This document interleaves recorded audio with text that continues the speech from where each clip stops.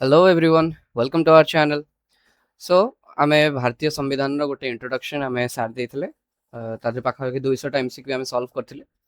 सो आज आमे धारा 1 रु 11 भितर हमरा कोन रहिछि ता विषय आमे क्वेश्चंस करिवा. सो फर्स्ट क्वेश्चन, भारतीय संविधान रो धारा 1 रे भारत अर्थात भारत वर्ष को किभଳି वर्णना करा जायछि. तमे जे देखिबो एग्जैक्ट डेफिनेशन कोन थिला तो सेटा थिला राज्य मानकर एक संघ, union of states. So India, that is Bharat, is a union of states. So eighty ध्यान रखियार कोन अछि ना एटी फेडरेशन ऑफ स्टेट्स दिया है. फेडरेशन ऑफ स्टेट हमरो थिला 1935 रे हमरो गोटे ऑल इंडिया फेडरेशन गठन करा होबलिका जो भारत सरकार अधिनियम आस्थिला 1935 भारत शासन अधिनियम सेथिरे मेंशन थिला, किंतु सेटा परवर्ती समय रे प्रतिफलित हेइ पला नै. तेणु वर्तमान समय राज्य मानकर एक संघ अटे भारतवर्ष. नेक्स्ट क्वेश्चन, समस्त राज्य एवं केंद्र शासित अंचल नाम एवं सेमानकर भौगोलिक सीमा संविधान केउ अनुसूची रे तालिकाभुक्त करा जायछि. एटा जते हम अनुसूची पार्ट पे डिस्कस करथले सेठी कोहा जायतला कोन एटा प्रथम अनुसूची हमर डिस्कशन हेछि या विषय रे लिखा जायछि.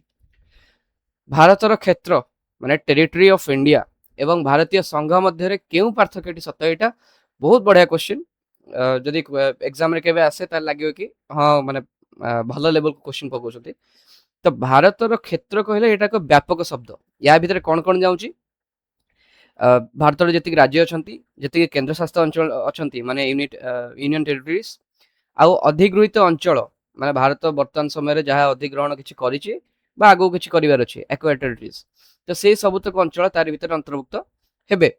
किंतु जदि हमें भारतीय संघ कथा कहूचे, भारतीय संघ कहले केवल नौचे सेटा काहाको ना भारतर जो राज्य माने रहिले राज्य मानकर संघ.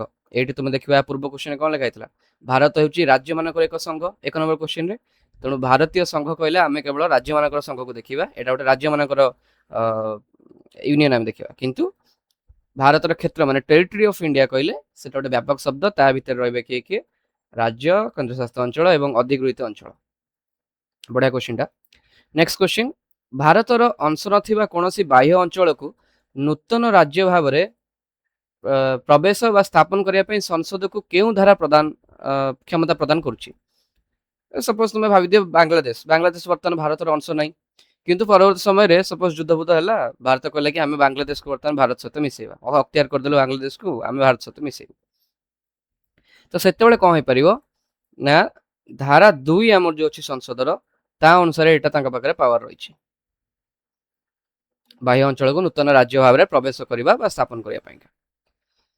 वर्तमान भारतीय राज्य गुड़ी करे पुनर्गठन, सीमा परिवर्तन किंबा नाम परिवर्तन संसदर माने संसदर पावर सेटा रहउची. तो सेटा केउ धारा अंतर्गत क्षमता अटे हमर भारतीय संविधान रो. एटा धारा 3 तुमे मन रखियो. धारा 3 अनुसार भारतर कोनोसी राज्य तुमे देखो सपोज हमें आंध्र प्रदेश, तेलंगाना दीटा को अलग अलग राज्य करा हला. सेठी कोन हला, राज्य गुडी पुनर्गठन हला. सीमा परिवर्तन हला, आंध्र प्रदेश सीमा परिवर्तन करिकरी तेलंगाना गोटे नुआ राज्य करा हला.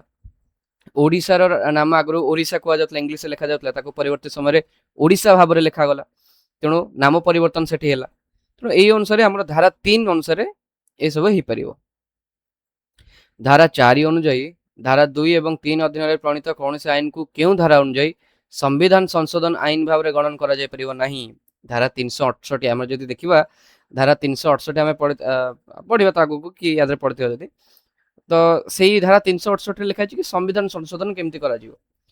किंतु हमें जो धारा 4 अनुसार देखछ ना धारा 4 कोन कहूची, जो 2 आ 3 धारा रे हम देखिले कोनोसी राज्य को राज्यर पुनर्गठन करा हबो, ना चेंज करा हबो, बाहर कोनोसी जगह को अख्तियार करिक ताको राज्य भाव रे स्थापित करा जिवो. तो सेथि पई का हमर संविधान संशोधन होउनी. ए जो सीमा परिवर्तन करा होउची जहा भी होउची एगुडा संविधान संशोधन रे काउंट होउनी.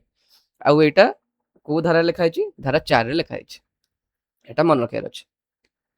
धारा 3 अधीन रे कोनोसी राज्यर सीमा बा नाम परिवर्तन करिया पई आगत बिल उपरे संसद संपृक्त राज्यर विधानसभा मतामत मानिबा को बाध्य कि ना. संसद कोन करिवो, संसद बिल आसीयो बोलिका आणला बिलटा आणला पास हला तापर राष्ट्रपति को पाखु जाउची. ରାଷ୍ଟ୍ରପତି କ'ଣ ଚାହିଁବେ କି ସେ ଯୋଉ ରାଜ୍ୟର ନାମ ପରିବର୍ତ୍ତନ କରାଯାଉଛି ବା ସୀମା ପରିବର୍ତ୍ତନ କରାଯାଉଛି ସେ ରାଜ୍ୟର ବିଧାନମଣ୍ଡଳର ଚାହିଁବେ ମତାମତ। ତ ସେ ତାଙ୍କୁ ଗୋଟେ ଲେଟରଟେ ଲେଖିଲେ କି ତୁମର ଆମେ ଏମିତି ଚେଞ୍ଜ କରିବାକୁ ଯାଉଛୁ। କିନ୍ତୁ ବିଧାନସଭା ଯାହା ବି ତାଙ୍କର ସପୋଜ ବିଧାନସଭା ରାଜି ନାହିଁ ତା ଦେହରେ ବା ସିଏ ଆଉ କିଛି ଚେଞ୍ଜେସ୍ ଚାହୁଁଛି ତ ସେ ଯାହା ରାଷ୍ଟ୍ରପତିଙ୍କୁ ଦବ ରାଷ୍ଟ୍ରପତି ସେଟା ମାନିବାକୁ ବାଧ୍ୟ ନୁହନ୍ତି, କନସିଡର କରିପାରନ୍ତି ବଟ୍ ମାନିବାକୁ ବାଧ୍ୟ ନୁହନ୍ତି। ରାଷ୍ଟ୍ରପତି ମାନିବାକୁ ବାଧ୍ୟ ନୁହନ୍ତି ବା ସଂସଦ ବି ସେଟା ମାନିବାକୁ ବାଧ୍ୟ ନୁହନ୍ତି। ଠିକ ଅଛି। ବର୍ତ୍ତମାନ କେନ୍ଦ୍ରଶାସିତ ଅଞ୍ଚଳ ବା ଅଞ୍ଚଳରେ କ'ଣ ତେଲୁଗୁ ଲେଖା ପଳେଇଛି। ଠିକ ଅଛି। କେନ୍ଦ୍ରଶାସିତ ଅଞ୍ଚଳ ଗୁଡ଼ିକର ପୁନର୍ଗଠନ ପାଇଁ ସଂସଦ ସମ୍ପୃକ୍ତ ୟୁନିୟନ ଟେରିଟୋରୀ ବା କେନ୍ଦ୍ରଶାସିତ ଅଞ୍ଚଳର ବିଧାନସଭା ସହିତ ପରାମର୍ଶ କରିବା ସାମ୍ବିଧାନିକ ଭାବେ ଆବଶ୍ୟକ କି ନା। ରାଜ୍ୟ କ୍ଷେତ୍ରରେ ଆମର ଦଉଛନ୍ତି ଲେଟର ପଠାଉଛନ୍ତି କିନ୍ତୁ ବାଧ୍ୟ ନ ମାନିବାକୁ, ସେମିତି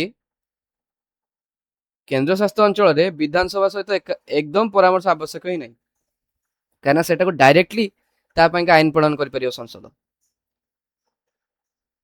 ଭାରତୀୟ ରାଷ୍ଟ୍ର ବ୍ୟବସ୍ଥାକୁ ବିନାଶୀ ରାଜ୍ୟମାନଙ୍କର ଏକ ଅବିନାଶୀ ସଂଘ ଭାବରେ କୁହାଯାଏ। ଏଟା କାହିଁକି? କାରଣ ସଂସଦ ଯେକୌଣସି ରାଜ୍ୟର ସୀମା ପରିବର୍ତ୍ତନ ବା ବିଲୋପ କରିପାରିବେ, କିନ୍ତୁ ଭାରତର ଯୋଉ ସଂଘଟା ଅଛି ୟୁନିୟନ ଅଫ ଇଣ୍ଡିଆ ସେଇଟା କେବେ ଭାଙ୍ଗି ପାରିବ ନାହିଁ।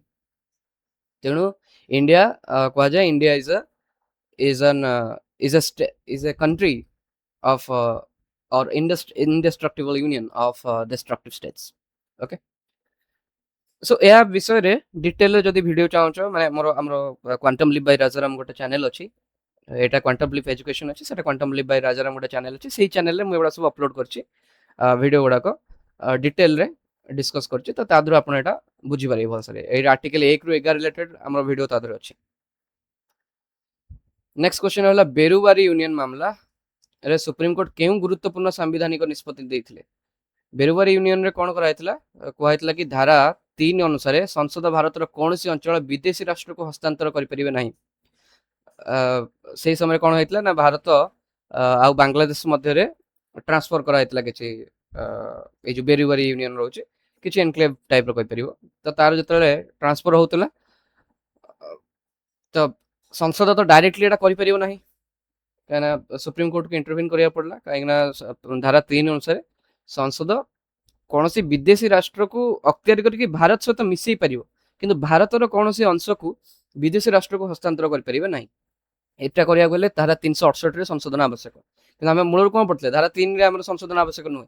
किंतु धारा 3 कहतला कि यदि विदेशी राष्ट्र को अख्तियार करछे, विदेशी अंचल को अख्तियार करके भारत रे राज्य हिसाब रे हम मिसौछे, किंतु भारतर कौन सी अंचल को विदेश को दउने, सेटा धारा 3 रे नाही। सेटा करिया गले हमको धारा 368 रे संशोधन आवश्यक। भारत एवं बांग्लादेश मध्य एनक्लेव गुड़िकर ऐतिहासिक आदान प्रदान केउ संविधान संशोधन अधिनियम द्वारा होइतिला। एटा 100तम संविधान द्वारा होइतिला रिसेंट अमेंडमेंट। 1948 मसीह गठित धार कमिशन राज्य पुनर्गठन पर क्या प्राधान्य देते? केवल भाषागत भित्ति कि ना प्रशासनिक सुविधा और कार्यदक्षता ना, हाँ सॉरी प्रशासनिक सुविधा एवं कार्यदक्षता को दिया। धार्मिक संख्यागरिष्ठ को दिया नथला बा भौगोलिक आकार को दिया नथला, केवल प्रशासनिक सुविधा एवं कार्यदक्षता को दिया था, जेमती राज्य शासन सुविधाजनक भाव में परिचालित हो पार। राज्य पुनर्गठन संबंधी जेवीपी कमिटी जोड़ा 1948 रही तार मुख्य निष्पत्ति कौन थी? जेवीपी कमिटी आमर मेंबर किए थे जवाहरलाल नेहरू, सरदार वल्लभ भाई पटेल एंड पटाभी सीतारामैया। आउ एटा भाषा भित्तिक राज्य गठन को संपूर्ण प्रत्याख्यान करथिला। से कहथिला कि भाषा भित्तिक राज्य दरकार नहीं, हमको दरकार प्रशासनिक सुविधा एवं कार्यदक्षता। केउ कमिशन प्रथम करी राज्य गठन पर भाषा को एक प्रमुख आधार भाव ग्रहण करथिले, जहाँ रिलेटेड 1956 आईन आसथिला फजल अली कमिशन। सो फजल अली कमिशन कौन कले 1956 आम जानते जो जो पोटी श्रीरामुलु मरीगले अनशन करके आंध्र प्रदेश स्वतंत्र आंध्र प्रदेश पाइका, तो से बाध्य होकर स्टेप ना पड़ा। 1956 राज्य पुनर्गठन अधिनियम द्वारा भारत में केते गोटी राज्य एवं केन्द्रशासित अंचल सृष्टि करा जायतिला? 14टा राज्य एवं 6टा केन्द्रशासित अंचल। तो इनिशियली जेहेतु एटा हेतिला ए नंबरटा को हमको मन रखिया पड़े। 14टा राज्य एवं 6टा केन्द्रशासित अंचल प्रथम थर पे 1956 रे सृष्टि करा जायतिला। संविधान रो केउ धारा गुड़िक मध्य କେନ୍ଦ୍ରଶାସିତ ଅଞ୍ଚଳ ଗୁଡ଼ିକର ପ୍ରଶାସନ ବର୍ଣ୍ଣିତ ହୋଇଛି ଧାରା 239 ରୁ ଧାରା 241 ଆଉ ଏଇଟା ରହୁଛି ଭାଗ 8।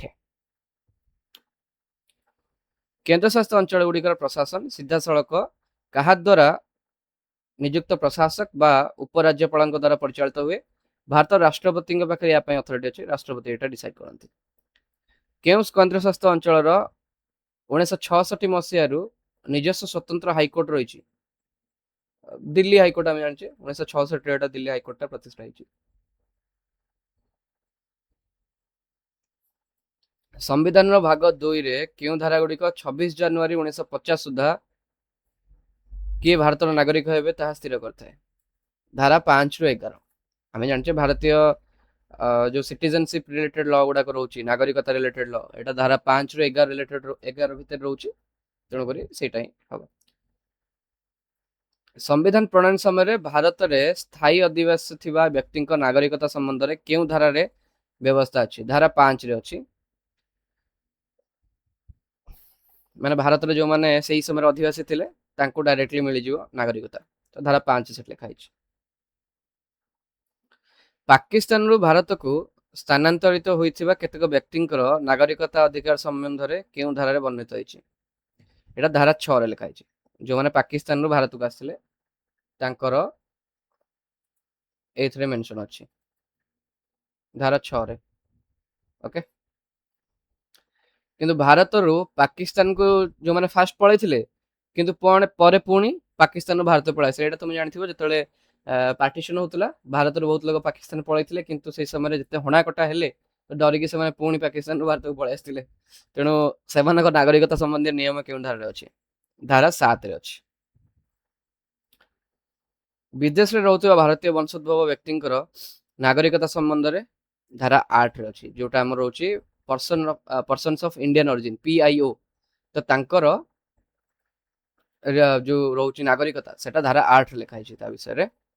जदि कोनोसी भारतीय नागरिक स्वेच्छाकृत भाव में अन्य देशर नागरिकता ग्रहण करती ताहले तांकर भारतीय नागरिकता समाप्त हो। यह केउ धारा रे उल्लेख अछि? धारा 9 रे उल्लेख अछि। संसद को नागरिकता हासिल समाप्ति एवं नागरिकता संबंधी समस्त आईन प्रणयन करिवार संपूर्ण क्षमता केउ धारा प्रदान करछि? धारा 11। तेणुक मन रखता जो नागरिकता संबंधी अन्य कौन धारा आम ना 5 ରୁ 11 भितर लिखा है। आ जिते बड़े भी किसी नुआ धारार आवश्यकता रहा बा आईन प्रणयन करिवार आवश्यकता रहा सेटा टोटल पावर केवल संसद हाथ में ही रही। एटा धारा 11 लिखा है। बर्तमान नेक्स्ट जीवा भारत रे केउ देश परि एकक नागरिकता व्यवस्था रही? एकक नागरिकता रही जेउठी राज्य पई पृथक नागरिकता नहीं। तो ऑप्शन भितर तुम देखो कनाडा टा हमको ठीक आंसर अच्छे बिकॉज अमेरिका रे हम जानछे द्वैत नागरिकता व्यवस्था रही। योग्यता दृष्टि भारत एवं अमेरिकार राष्ट्रपति पदवी पई नागरिकता संबंधी केउ नियमटी सठिक? भारत रे जन्मगत एवं स्वाभाविकीकरण भाव रे होइथिबा नागरिक राष्ट्रपति हेइ परिबे। माने बाय नेचुरलाइजेशन मध्य तुमे जदि नागरिक होइछ ताहले भी तुमे राष्ट्रपति हेइ परिबो। किंतु अमेरिका रे केवल जन्मगत नागरिक राष्ट्रपति हेइ परिबे। माने धर हमर भारत रो गोटे साइंटिस्ट जाय कि अमेरिका रे रहिला धीरे धीरे रही रही सेठी नागरिकता नै गला किंतु से अमेरिका रो राष्ट्रपति हेइ परिबे नाही। काहे कि ना से जन्मगत नागरिक नुहंती। किंतु पाकिस्तान लोक आदनान सामी आसी गीत गाउथले भारत रे रही गले भारत रो नागरिकता नै गले तो से जदि बहुत वर्ष रही गला पर इलेक्शन लड़ले ताले से भारत राष्ट्रपति हेइ परिबे। तो भारत रे एते फ्लेक्सिबिलिटी मिलुछ। संविधान प्रदत्त केउ स्वतंत्र मौलिक अधिकार गुड़िक केवल भारतीय नागरिक को मिलता है जोड़ा विदेशी की नुहे? एटा सब मन रखिबो धारा 15, 16, 19, 29, 30 ए पांचटा धारा रही जोटा केवल भारतीय नागरिक को मिलता है। धारा 15, 16 तुम जो देखिबो आर्टिकल 15, 16 रहउची समानतार अधिकार भितर रहउची माने जॉब रे रिजर्वेशन रहिला बा जो हम देखुचे वर्णगत जातिगत ए अनुसार प्रभेद रहिबो नाही, राष्ट्र प्रभेद कर परिबो नाही किंतु स्पेशल प्रोविजन रहउची। धर देखिबो रिजर्वेशन हम जो देखुचे तो सेइत पई का रहउची धारा 15, 16 हमर समानतार अधिकार केवल भारतीय नागरिक को मिलुची। आउ 19, 29, 30 एगुड़ा मध्य आर्टिकल हमर जो फ्रीडम पई का रहउची आर्टिकल गुडाक 19 रे रहउची तो सेगुड़ा के भी केवल मिलुची भारतीय नागरिक को। आ 29, 30 अछि एमती। संविधान धारा 22 अधीन काहाकु मनमुखी गिरफ्तारी एवं अटक परिसर सुरक्षा अधिकार प्राप्त हुए नहीं। शत्रु विदेशी माने सपोज भारत क्या सहित गोटे लगी युद्ध चलती तो युद्ध चलता बेले से अपोनेंट जे राष्ट्र रहा से राष्ट्र गोटे लोक आसिक भारत किसी आड़ू साड़ू कहला तो ताको पुलिस अरेस्ट करा गला तो से समय सी आर्टिकल 22 अधीन कहबनी कि मत सुरक्षा अधिकार प्राप्त दियो एमती डिटेंशन कर ना मत जना कि मत कौन अरेस्ट कर तो से जिन से फॉलो करा जाय परियो नाही कहीं से शत्रु विदेशी। नागरिकता अधिनियम 1955 अनुसार भारतीय नागरिकता हासिल करियार केतेटी उपाय अछि 5टी उपाय अछि by birth descent registration naturalization और टेरिटरी इनकॉर्पोरेशन। जन्मगत भाव में एक्जाक्ट ओडिया गुड़ा टिके मन पड़नी तो जन्मगत भाव में हो स्वाभाविकीकरण हो पारा कौन से राष्ट्र को सपोज जमी सिक्किम को भारत में मिसाला राज्य हिसाब से तो तार लोक मान मिलगला नागरिकता तुम्हें रेजिस्ट्रेशन पंजीकरण करी तुम्हें पाइपर डिसेंट माने मोर वंशगत भाव में मिल पार तो एमती रोचे। नागरिकता अधिनियम 1955 अनुसार कौन सी व्यक्ति निजर भारतीय नागरिकता हराइबार केतोटी सांविधानिक व आईनगत पंथा रही 3टी पंथा रही बाय रिनंसिएशन टर्मिनेशन और डेप्रिवेशन। निज स्वेच्छाकृत भाव में छाड़ी पार ना भारत सरकार से निजे निज आडू टर्मिनेट करेंगे ना डेप्रिवेशन तुम्हें कौन सी बेआईन काम कर जोटा भारतीय भारत विरोधी थी तो से तुमको डिप्राइव कर कौन सी व्यक्ति ठकई संविधान प्रति अवमानना व 7 वर्ष क्रमागत भारत बाहर रही सरकार नागरिकता काढ़ी नेवा प्रक्रिया कौन कहुए डेप्रिवेशन बा वंचितकरण एटा को आम कहूँ डेप्रिवेशन एटा आसीगला। नागरिकता संशोधन अधिनियम 2019 अनुसार केउ 3टी पड़ोसी देश आसथिबा निर्दिष्ट शरणार्थी को सुविधा प्रदान कर अफगानिस्तान बांग्लादेश एवं पाकिस्तान। सीएए 2019 अनुसार नागरिकता पाइबा स्वाभाविकीकरण अवधि को 11 वर्ष ह्रास कर वर्ष कर 5 वर्ष। तो नागरिकता संशोधन अधिनियम 2019 संविधान केउ क्षेत्र गुड़िक लागू हेब नाही बोली व्यवस्था स्पष्ट वर्जन व्यवस्था रही। तो संविधान 6ठ अनुसूचीभुक्त आदिवासी अंचल एवं इनर लाइन परमिट एरिया जोड़ा रोचे से अंचल ये जो नागरिकता संशोधन आईन 2019 रही से गुड़ाक डायरेक्टली लागू हो पार नहीं। संविधान संशोधन प्रक्रिया एवं संसदर क्षमता संविधान क्यों भाग एवं क्यों धारा वर्णित होगी भाग 20 जोटा कि धारा 368 रोचे से लिखाई संविधान संशोधन प्रक्रिया एवं संसदर क्षमता बंटन। भारतीय संविधान परिवर्तन बा संशोधन व्यवस्था क्यों देशर संविधान प्रेरित हो गृहीत होती दक्षिण अफ्रिका साउथ अफ्रिका कन्स्टिट्यूशन आछि।